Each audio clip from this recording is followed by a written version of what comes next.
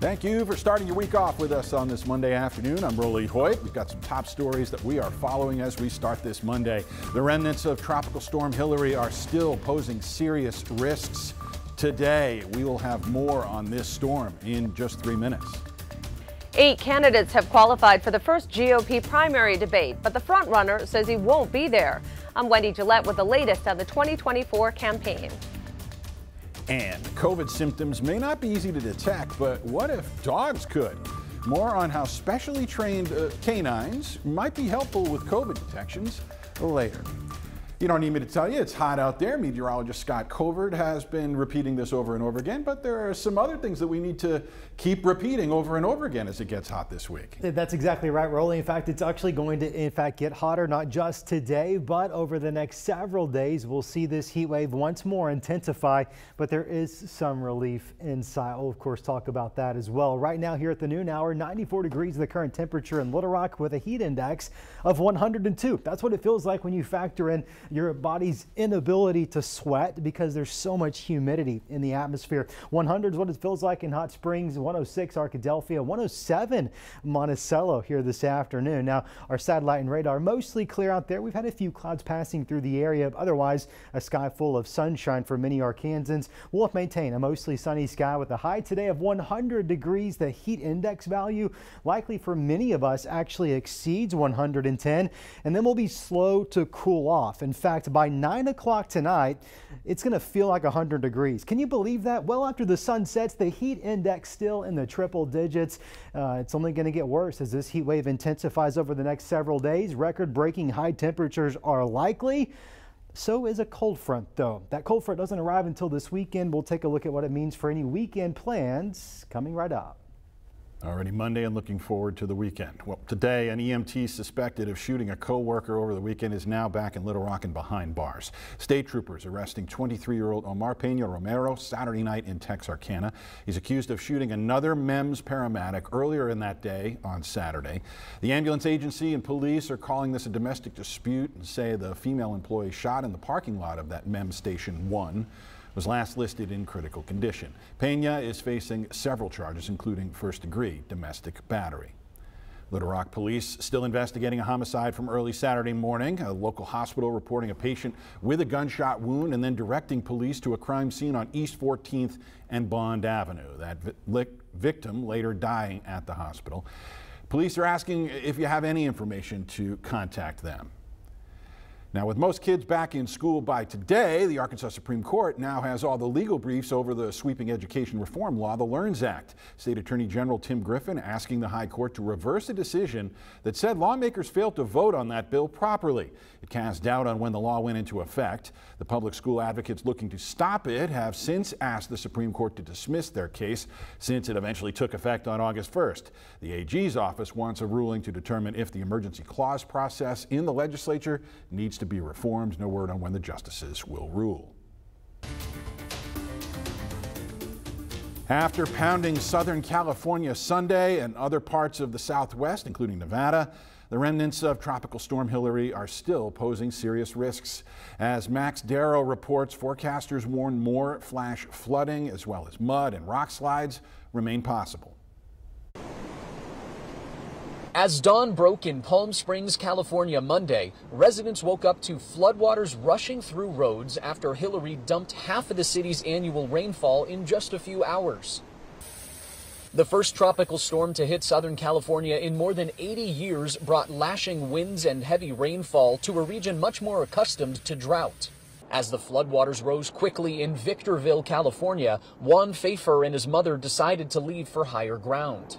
All that started within an hour or two and then just kept piling up, and the water keeps coming further back up the street. The storm has already triggered mud and rock slides like this one in Sheep Canyon, California. That is all avalanche debris. In Los Angeles, where the storm flooded freeways, schools are closed today. As you know, sometimes damage can occur in the hours and days after a storm hits, so Angelenos should continue to stay vigilant. And it wasn't just California. Floodwaters from Hilary gushed through this casino parking lot in Las Vegas. Here along the Las Vegas Strip, the worst seems to be over. The storm has been downgraded, and the National Hurricane Center expects it to dissipate later today. Nevada's governor had called up the National Guard ahead of the storm. And in Yuma, Arizona, 60-mile-an-hour winds knocked down trees and power lines, leaving parts of the city without electricity.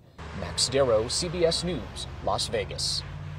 And if you're looking for signs, in addition to Hillary, a 5.1 earthquake shook Southern California yesterday afternoon. That quake centered near Ojai, north of L.A. No significant damage has been reported. President Joe Biden and the First Lady are set to visit Maui today to get a first-hand look at the massive destruction caused by the wildfires there. Local officials updated the number of people unaccounted for this morning, saying 850 names remain on the missing persons list. There is positive news in this number, because when this process began, the missing person list contained over 2,000 names. Through the tireless work of the FBI and the Maui Police Department, over 1,285 individuals have been located safe. About 1,000 federal responders are there working with a first tranche of $8 million in assistance money. Former Arkansas Governor Asa Hutchinson will be on the stage Wednesday night for the first Republican presidential debate. He made that announcement yesterday and qualified just in time. Today's the deadline for candidates to get at least 40,000 unique donors. That first debate coming up in Milwaukee. And as the former governor promises sharp attacks on the former president, that GOP frontrunner, Donald Trump, says he won't be there. As Wendy Gillette reports, a new CBS News poll shows the latest criminal indictment is not hurting Donald Trump's popularity. Former President Trump made his latest campaign appearance in Tennessee, holding a fundraiser late last week. He won't be joining the other GOP candidates at the first Republican primary debate in Milwaukee, saying he'll instead release a taped interview with former Fox News host Tucker Carlson.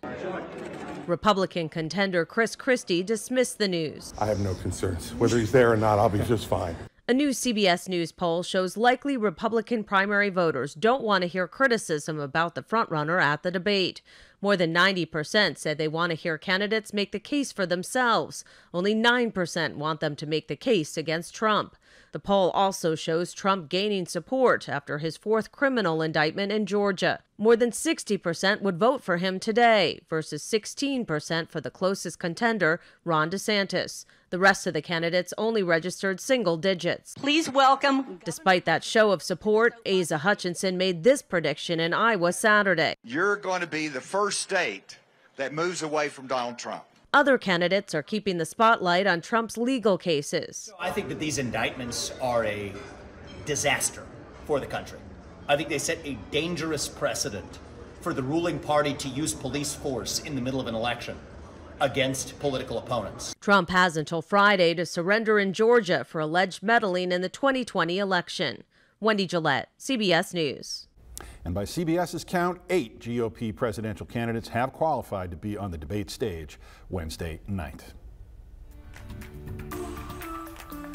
Happening later today, Little Rock City officials are getting set to host their third public meeting over Mayor Frank Scott Jr.'s sales tax proposal. He's trying to drum up support in different neighborhoods for the proposal while trying to convince the city board to call a special election. The directors have to approve a vote by September 1st to hold that election come November. Tonight's meeting will be at the Antioch Missionary Baptist Church. That's off Stagecoach Road. And the culmination of months of debate in Saline County, the quorum court there expected to vote on an ordinance that would make the county judge responsible for public library staffing decisions. Right now, a county library board makes those calls, but several court members and the current library director have been at odds over placement of books that conservatives have deemed obscene.